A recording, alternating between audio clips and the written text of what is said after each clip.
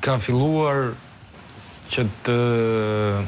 të diskutohet kjo çështje në Europë apo të shqetësoj europianët që para 2 vjetësh, në mos gaboj, veçanërisht të parët ishin anglezët, kanë ardhur gazetarë nga të Timesit në Tiranë për këtë çështje, njërin prej tyre kam kontaktuar dhe unë, dhe ata po të bërë edhe një shkrim atëherë për kullat e Tiranës.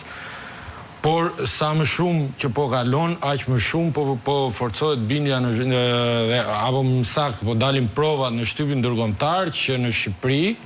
ka vëshuar para të drogës, të cilat kanë shkuar dhe kanë financuar aktivitetin e ndërtimet në Tiranë apo në zonat bregdetare. Mos harrojmë që gjatë kësaj periudhe ne kemi pasur një sër procesesh edhe në vendet e Bashkimit Evropian, kemi pas në Belgjik disa procese me Sky ECC që janë dënuar shtetas shqiptar të cilët kanë qenë përfshirë në trafikun e drogës dhe që në përgjimet është konstatuar se dërgonin shumë parash në Shqipëri të cilat i investonin në ndërtim. Mos harrojmë rastin e Çopjave që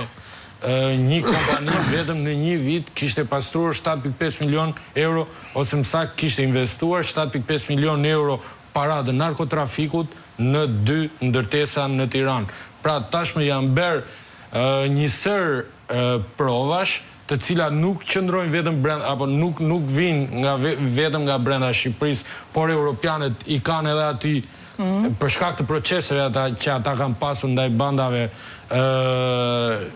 apo ndaj bandave shqiptare, dhe tashmë kjo çështje është bërë një shqetësim me të vërtet për Europën, sepse këtu ka një